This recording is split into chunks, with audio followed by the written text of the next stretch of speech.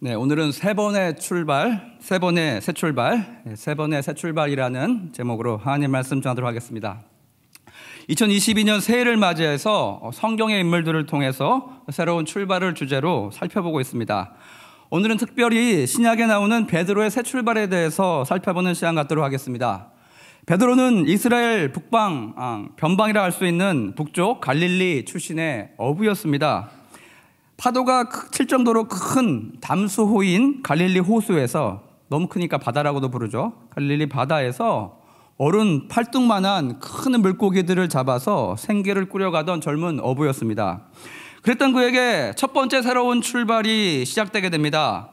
여느 때와 마찬가지로 갈릴리 바닷가에서 밤새 고기 낚기를 마친 이후에 그물을 씻으면서 하루를 마무리하고 있던 그에게 예수께서 찾아오십니다. 그리고 시몬 베드로의 배에 오르시더니 배를 물에 띄워서 육지에서 조금 거리 두기를 그렇게 청하십니다. 연예 예수께서 베드로의 배 위에 올라가셔서 어떻게 하십니까? 그 배를 강대상 삼아서 배에서 무리를 가르치셨습니다. 말씀을 선포하셨어요. 동생 안드레에게 예수에 대해 익히 들어 알고 있던 베드로는 아마 예수님에 대한 관심과 예수님에 대한 만남에 대해서 기대하고 고대하는 마음을 가지고 있었을 것입니다. 그런데 여러분, 하필이면 예수께서 베드로가 밤새도록 노력했는데 고기 한 마리 낚지 못하던 하필이면 그날에, 즉 어부로서 체면이 서지 않는, 면이 서지 않는 그날에 새벽 미명에 그를 찾아오셨을까요? 나름 그도 여러분 프로입니다. 전업이에요. 취미로 하는 게 아니었어요. 전업 어부였기에 베드로는 굉장히 창피했을 것 같습니다. 좀 성공하는 날에, 좀 잘 나가는 날에, 만선인 날에 좀 오시지, 왜 하필 오늘 찾아오셨을까, 이런 원망 섞인 생각이 그의 마음속에 있었을지도 모르겠습니다. 왜냐하면 여러분, 베드로는 어떤 인물입니까? 베드로는 다혈질이에요. 자기 자신에 대해서 셀링하기를 좋아하고 자기 자신에 대해서 자랑하기를 좋아하는 사람이었어요. 아니, 예수님께서 저를 제자로 부르시다니, 예수님, 갈릴리 최고의 어부를 지금 예수님께서 제자로 삼으신 것입니다. 이렇게 여러분 너스레를 좀 떨고 싶었을지도 모르겠습니다. 그러나 그는 그날 일어난 일에 대해서, 결과에 대해서 솔직했습니다. 예수께서 그런 실패 날을 보내고 있던 베드로를 치근히 여기시고 말씀을 다 전하신 이후에 어떻게 명하십니까? 깊은 곳으로 가서 그물을 다시 내려보라 라고 그렇게 전하셨습니다. 자신의 실패에 대해서 베드로는 예수님, 요즘은요 물고기가 잘 잡히지 않는 철이에요. 아니면 예수님, 어제까지만 해도 매일매일 그물 찢어지게 잡았는데, 매일 찢어진 그물 수선하는 게 일이었는데 오늘은 참 운이 없는 날인 것 같아요. 이렇게 여러분, 베드로는 꾸미거나 감추지 않았다는 것입니다. 예수님의 그 명에 그저 담담하게 진솔하게 있는 그대로 자기 자신의 모습을 아뢰고 나갑니다. 5절 보십시오. 5절 보시면, 선생님, 우리들이 밤이 새도록 수고하였으되 잡은 것이 없지만은 말씀에 의지하여 내가 그물을 내리리이다. 베드로 나름 어부로서 여러분 물고기 잡는 노하우 충분히 많이 알고 있었을 것입니다. 자신의 어부 생활 매뉴얼에 전혀 맞지 않은 깊은 곳에 가서 다시 그물을 내리라는 예수님, 목수 출신의 그 예수님 비전문가임에도 불구하고 그는 그 지시에 저항하거나 반항하거나 토달지 않고 즉시로 가서 그대로 실행했다는 것입니다. 연예 6절 이하를 보시면, 찢어지도록 많은 물고기를 잡아서 육지로 가지고 온 이후에 베드로는 예수님 앞에 꼬꾸라집니다. 엎드려집니다. 왜요? 경외함과 두려운 감정에 휩싸여서 그렇게 예수님 앞에 엎드리게 됩니다. 그리고 이렇게 이야기해요. 주여, 나를 떠나소서, 나는 죄인입니다. 주여, 나를 떠나소서, 나는 죄인입니다. 그때 돌아온 예수님의 대답은 무엇이었습니까? 소명에 관한 하나님의 부르심이었어요. 10절 보시면, 무서워하지 말라. 이후로는 내가 사람을 낚는 어부가 되리라. 내가 사람을 취하리라. 내가 앞으로는 고기 대신에 사람을 낚아서 인도해서 하나님 앞에 드리는 영적인 어부로 살아가게 될 것이다. 이렇게 예수님 사역에, 하나님의 사역에 그는 초청을 받게 되었다는 것입니다. 지금까지 살펴본 베드로의 첫 번째 새 출발은요, 바로 그의 실패의 순간으로부터 시작되게 됩니다.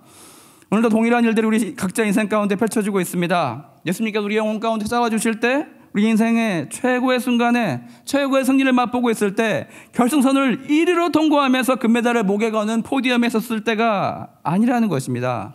신문 일면 기사에 우리 얼굴이 걸릴 때가 아니고, 살던 동네 여러분 플랜카드가 걸릴 만한 자랑스러운 때 우리를 찾아오시지 않는다는 것입니다. 대부분 반대로 우리는 고백합니다. 우리 인생의 가장 큰 절망과 실패를 맛봤을 때, 인생의 바닥을 기어다니고 있을 때, 광야를 홀로 외롭게 걷고 있을 때, 사람들에게 쓸데없다 버림받고 그렇게 외로워하며 힘들어하고 있을 때, 한 줄기 빛과 같이 예수께서 우리를 찾아와 주신다는 것입니다. 왜죠? 쓰러지기 일보 직전에 예수께서 그렇게 친히 다가와서 우리를 붙들어 주시기 때문입니다. 여러분, 고목을 보십시오. 쓰러지기 전에, 아니 텅 빈 고목과 같은 우리의 내면, 그 내면을 단단한 콘크리트로 채워주셔서 생명도 유지하게 하시고 쓰러지지 않게 우리를 그렇게 붙들어 주신다는 것입니다.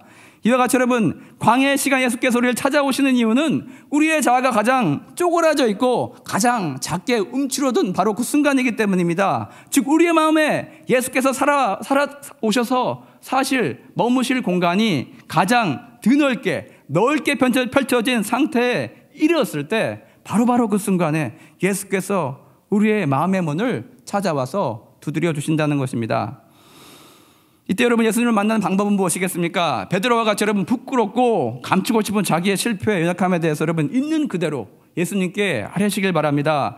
내가 잘해보려고 했는데 운이 없어서 이렇게 됐다. 나 나름 실력파인데 때를 만나지 못해서 내가 지금 여기에 이러고 있다. 운칠기삼이라는데 운이 찾아오면 나는 창공을 날아오를 것이다. 이런 여러분, 실패에 대한 나의 우파적인 주석, 나를 보호하는 설명이 아니라 오히려 나를 부인하고 내려놓고 나의 민낯을, 부끄러운 모습을 그대로 드러내는 그런 해석이 필요하다는 것입니다. 베드로의 표현과 같이 우리는 이렇게 고백해야 됩니다. 예수님, 나는 죄인입니다. 나는 실패자입니다. 나는 범죄자였습니다. 나는 부족한 사람입니다. 나는 사회적 잉여입니다. 아무도 짝에도 쓸모없고 아무 곳에서도 아무도 찾지 않은 그런 사람입니다. 오히려 이렇게 여러분, 저와 여러분, 우리를 부인하고 자기 자신을 낮춰놓았을 때, 예수님 앞에 한없이 자격이 없는 우리 자신임을 아뢰할 때, 그 가장 낮은 마음 가운데 예수께서 찾아와 주시고 임재해 주신다는 것입니다. 바로 그 순간이 저와 여러분이 우리의 왕좌에서 내려와서 예수님을 그 자리 가운데 올려드리고 그 자리를 내어드리고 바닥에 머리를 초하려 당신의 신하가 되겠다 다짐하는 순간이 되기 때문입니다. 두 손 두 발 다 들고 예수님께 점령되어서 예수님의 통치를 바라는 자가 되기 때문입니다. 즉 예수께 마음의 문을 열고 여러분 한 수 배우기를 마다하지 않는 바로 그 실패의 순간이 우리 인생에 있어서 오히려 가장 아름다운 순간으로 변모되는 매혹적인 순간이 됩니다. 은혜가 임하는 순간이 됩니다. 그런 실패를 겪지 않았다면 저와 여러분 예수님을 만나지 않았을 것입니다. 여러분 그렇게 고백하시길 바랍니다. 이래서 여러분 눈물 날 일 많지만 예수를 만나게 되면 그 순간이 슬프고도 아름다운 역전의 과정이 된다는 것입니다. 이렇게 해석이 되면 오히려 곧 실패는 여러분 인생 가운데 어마어마한 감사의 일로 그렇게 역전되는 일이 벌어지게 된다는 것입니다. 여러분 여기 모인 우리 모두는 한때 실패자였고 방랑자였고 영적 장애를 지닌 사람들이었습니다. 2022년 새 출발을 시작하는 시기에 우리를 깊은 수렁 가운데서 만나주시고 건져주시고 구원해주신 예수님의 은혜와 하나님의 사랑이 우리에게 과거에도 있었고 지금도 있고 앞으로도 있을 것임에 감사하는 마음으로 고백하며 시작하는 저와 여러분 되시길 바랍니다. 두 번째 여러분, 베드로의 새 출발도 같은 갈릴리 바다에서 시작이 됩니다. 예수님 부활 이후에 자기 자신의 자리, 즉 수제자의 위치로 좀처럼 복귀하지 못하는, 돌아오지 못하던 순간에 베드로를 예수님께서 친히 찾아오십니다. 이런 처음 예수님을 만난 시간과 비슷한 장소에 예수님은 다시 오셨다는 것입니다. 과거 여러분 조선은 체면을 굉장히 중시했습니다. 이스라엘도 마찬가지였어요. 체면을 중시하는 문화였기 때문에 니고데모는 예수님을 만나길 원했지만 눈을 의식해서 밤에 몰래 찾아왔다는 것입니다. 이 체면이란 것이 역시 베드로의 마음을 무겁게 짓누르고 있었습니다. 부활한 예수님을 만났습니다. 그럼에도 불구하고 예수께서 잡혀가시는 날 밤에 수제자 다음을 완벽하게 잃어버렸던 자신의 부끄러운 모습, 경솔한 행동에 대해서 베드로는 깊이 자책하고 있었습니다. 자기가 생각했던 그런 멋진 수제자의 모습이 아니었다는 것입니다. 그 모습대로, 그 계획대로, 꿈꾸던 모습대로 살지 못하는 자기의 실력 없음을 그는 직면하고 그만 절망과 낭망에 빠지고 말았습니다. 바로 앞에 새 출발이, 그 실망이 전업주부로서 밤새 물고기 하나 잡지 못하는 그런 참담함이었다면, 이번 두 번째 새 출발은 무엇입니까? 그의 발걸음을 붙들고 있던 것은 바로 바뀐 직업, 즉 예수님의 수제자로서 얼마나 자기 자신의 실력이 형편없는지를 깨닫게 되었을 때였습니다. 저는 여러분, 새롭게 간사를 시작하거나 새롭게 교회 사역의 직책을 맡으신 분들을 보면서 저는 그분들의 미래가 그려집니다. 스스로를 몸된 예수님의 이 교회를 위해서 섬기겠다고 나선 분들, 길을 나선 분들, 자원하신 분들, 예수님의 사랑을 그 누구보다 깊이 체험하신 그런 분들이란 것입니다. 그 은혜와 그 사랑에 조금이라도 보답하기 위해서 누가 시키기도 전에 내가 그 자리를 감당하겠다, 내가 피 흘리겠다 결심하면서 그렇게 나섰을 것입니다. 그러나 여러분, 저들 앞에 수많은 실패가 기다리고 있고, 그 앞에 수많은 장애물들이 기다리고 있고, 수많은 함정들이 파져 있는 것을 압니다. 그 길을 가면서 모두 다 많은 실패와 좌절과 아픔을 통과해야 할 것입니다. 열정만 앞섰지 스스로 실력이 얼마나 부족한지, 내 자신이 얼마나 부족한 사람인지, 이거밖에 되지 않는지 여러분, 사역을 하면서 자괴감이 찾아올 것입니다. 나 같은 사람이 예수님의 일을, 이 거룩한 일을 서서 섬겨도 되는지 반문이 들 때가 많을 것입니다. 슬픔과 좌절을 하나 둘 눈물을 뿌리면서 통과하면서도 스스로 생각해도 맡겨진 일에 너무나 부족한 자기 자신을 발견하면서도 그렇게 넘어지면서도 다시 일어나서 도전하면서 앞으로 계속 밀고 나가야 한다는 것입니다. 하나님의 사역은 등산의 여정과도 같습니다. 숨이 목구멍까지 차오르면서 땀범벅이 되기까지 스스로를 또 밀어붙이는 바로 등산의 여정과도 같습니다. 여러분, 그렇게 힘들게 밀어붙이다 보면 어느새 쉬어가는 곳에, 경치 좋은 곳에, 높은 곳에 올라와 있는 자기네 모습을 발견하고는요, 뿌듯함을 느끼게 됩니다. 그러나 여러분, 다시 출발하게 되면 다시 앞에 보이는 것이 무엇입니까? 여러분, 내 바위로, 내 손발로 기어 올라가야 할 것 같은 험준한 바위산이, 더 험준한, 이미 걸어왔던 것보다 더 미끄러운 바위길이 기다리고 있다는 것입니다. 그때 여러분, 중간에 멈추고 내려가고 싶은 유혹이 몇 번이나 들겠습니까? 하지만 그것을 여러분 이겨내면서 결국 정상에 서는 과정과 같다는 것입니다. 우리 하나님 앞에 서기를 결심하신 여러분들, 제가 100% 맞는 예언 하나 드리겠습니다. 여러분 여정 가운데 분명히 어려움을 맞이하게 될 것이고, 때로는 실패를 맛보게 될 것입니다. 분명 누군가 여러분의 마음을 아프게 할 것입니다. 분명 여러분 누군가에게 오해를 살 일이 생기게 될 것입니다. 그러나 여러분, 이 또한 하나님 나라에 가까이 가는 여정으로 이해하시고, 여러분 통과 의례로 여기시고 7.8개 정신으로 그렇게 다시 도전하시는 2022년 되시길 바랍니다. 한 해가 다 지난 이후에 그 끝에 서서 2022년 말에 걸어온 여정을 되돌아봤을 때 여러분은 너무나 뿌듯함을 느끼게 될 것입니다. 독수리들이 날개가 있어서 올라갈 수 있는 높은 고도에 날개가 없음에도 불구하고 그렇게 다다른 자기 자신을 보면서 하나님 사역의 새로운 지평을 발견하게 될 것입니다. 그때까지 여러분, 때론 아프시더라도, 때론 힘들더라도, 때론 여러분 중간에 그만두고 싶을 때라도, 때론 자격지심에 휩싸여서 내려놓고 싶을지라도 여러분 끝까지 가야 합니다. 베드로를 찾아온 예수님과 같이 여러분이 넘어져 쓰러졌을 때마다 새 힘을 다시 한번 공급해 주실 것입니다. 스스로 물러나고 싶어질 때 예수님께서 여러분의 그 자리와 역할을 다시 추인해 주실 것입니다. 다시 기회를 주실 것입니다. 결코 여러분 뒤로 물러나는 것은 하나님과 예수님의 뜻이 아님을 기억하시고, 사역 가운데 어떤 어려움과 고난과 모욕이 찾아올지라도 굳건히 버티시고 서 계시는, 앞으로 전진하는 저 여러분 되시길 바랍니다. 마지막으로 여러분, 베드로의 새 출발은요, 사도행전 오순절 성령 강림 사건 이후에 벌어지게 됩니다. 늘 복음서에 짧게만 묘사되었던 그의 말이 여러분, 이번엔 달라요. 한 바닥을, 성경의 한 면을 다 이룰 정도로 그렇게 길게 기록되어 있습니다. 그저 여러분 두서없이 횡설수설했던 말이 아니라 성령 강림 사건을 술 취한 거라 조롱하던 무리에 맞서서 신구약 성경을 넘나들면서 영혼의 구주, 하나님의 선물이라 예수를 그렇게 증거하면서 1장 설교를 하게 됩니다. 그 말씀에 여러분, 하나님의 영광과 무게가 있어서 듣는 사람 중에 3,000명이나 그날 세례를 받게 됩니다. 새날 세례를 주었던 제자들 팔이 여러분 얼마나 아팠을까요? 아니에요. 기쁨으로, 아픈지도 모르고 길게 늘어선 주를 보면서 하나님의 영광이 임한 이 장면을 보면서 감사함으로 그렇게 세례를 베풀었을 것 같습니다. 여러분, 베드로의 세 번째 출발은 성령의 불을 받았을 때 바로 그 이후였습니다. 성령의 불은 그를 완전히 바꿔놓았습니다. 여러분, 베드로의 이 모습이 굉장히 낯섭니까? 저 여러분에게 그렇게 인식될지 몰라도 적어도 베드로의 마음속에서는 아니었을 것입니다.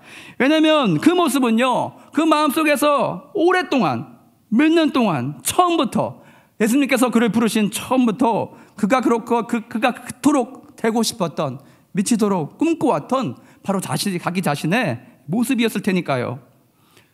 제자로서 이렇게 되었으면 좋겠다.